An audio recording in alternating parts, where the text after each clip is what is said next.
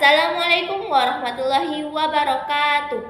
Saya Anida Isya Muftiha dengan NIM 20 2008 10 1020 dari Universitas Muhammadiyah Jakarta, Fakultas Ilmu Pendidikan dengan jurusan Pendidikan Guru Pendidikan Anak Usia Dini, ingin mengikuti ujian akhir semester 4 model pembelajaran dari Ibu Dr. Andasriyanti Rahmatunisa MPD.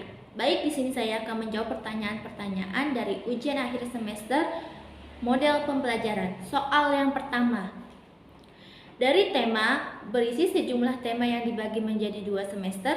Sebutkan dan jelaskan tema, subtema, dan subtema spesifik yang terdapat dalam kurikulum 2013. Soal yang pertama, menurut saya jawabannya adalah tema dan subtema PAUD merupakan alat atau wadah untuk mengenalkan berbagai konsep kepada anak didik secara utuh. Dalam pembelajaran, tema diberikan dengan maksud menyatukan isi kurikulum dalam satu kesatuan yang utuh, memperkaya bahasa anak didik, dan membuat pembelajaran lebih bermakna.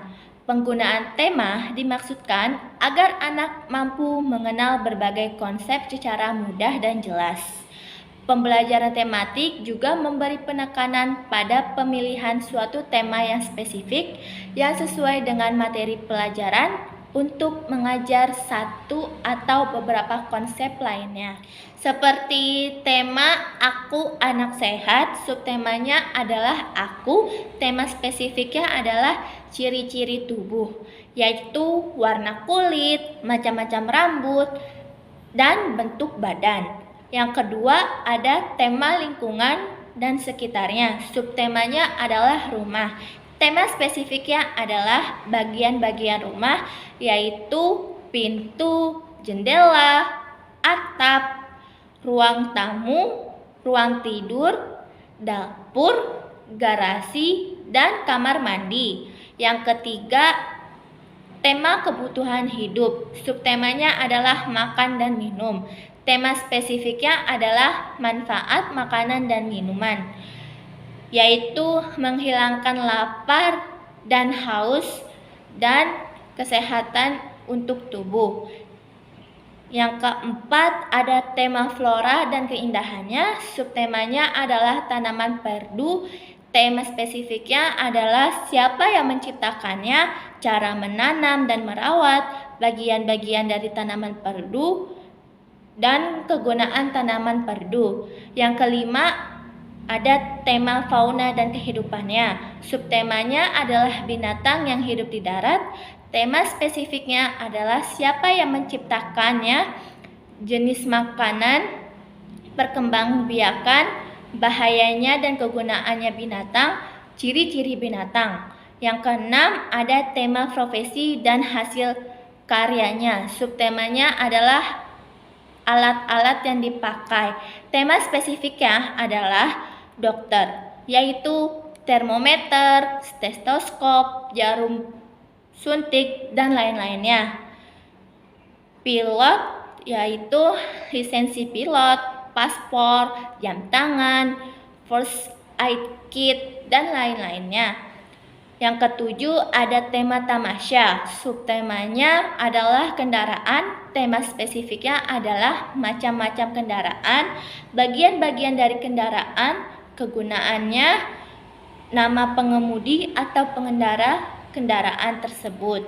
Yang kedelapan ada tema media komunikasi dan teknologi. Subtemanya adalah macam-macam komunikasi. Tema spesifiknya adalah radio, telepon, majalah, televisi, dan sebagainya.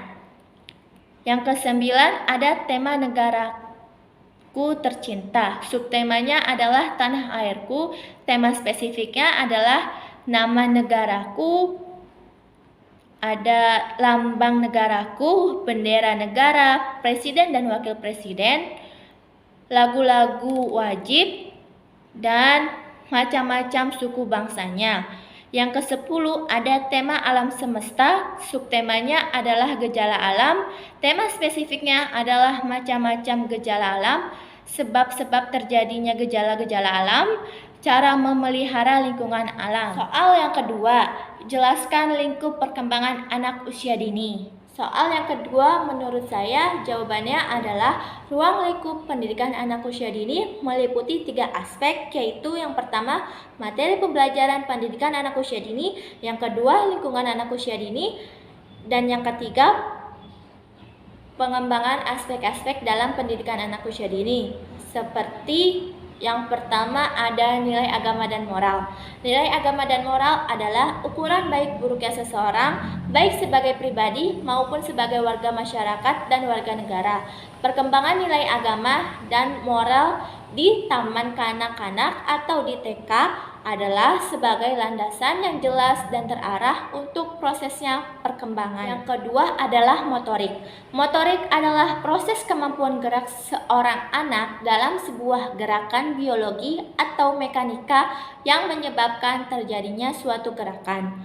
Motorik ada 2, yaitu motorik kasar dan motorik halus. Yang ketiga ada bahasa. Bahasa adalah salah satu aspek dan tahapan perkembangan anak yang diekspresikan dalam melalui pemikiran anak dengan menggunakan kata-kata yang menandai meningkatnya kemampuan dan kreativitas anak sesuai dengan tahap perkembangannya, atau kemampuan dalam berkomunikasi dengan orang lain. Yang keempat ada kognitif.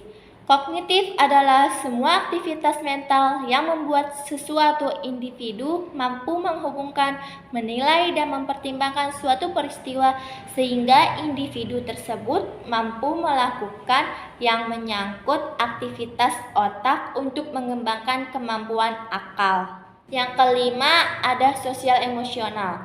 Sosial emosional adalah proses belajar anak dalam menyesuaikan diri untuk memahami keadaan dan perasaan ketika berinteraksi dengan orang-orang di lingkungannya yang diperoleh dengan cara mendengar, mengamati, dan meniru hal-hal yang dilihatnya.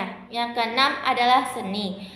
Seni adalah sejumlah kegiatan yang dapat dilakukan oleh anak dengan lebih banyak melibatkan kemampuan motorik, khususnya kemampuan motorik halus. Soal yang ketiga, model pembelajaran adalah suatu desain atau rancangan yang menggambarkan proses rincian dan penciptaan situasi lingkungan yang memungkinkan anak berinteraksi dalam pembelajaran sehingga terjadi perubahan atau perkembangan pada diri anak.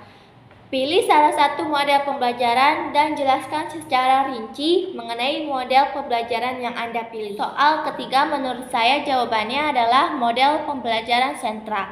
Model pembelajaran sentra adalah pendekatan pembelajaran yang dalam proses pembelajaran yang dilakukan di dalam suatu lingkaran atau circle times dan sentra bermain. Lingkaran yang dimaksud di sini adalah saat di mana seorang pendidik duduk bersama anak dengan posisi melingkar untuk memberikan pijakan kepada anak yang dilakukan sebelum dan sesudah bermain. Sekian dari saya, apabila ada kesalahan mohon dimaafkan. Billahi sabil haq fastabiqul khairat. Wassalamualaikum warahmatullahi wabarakatuh.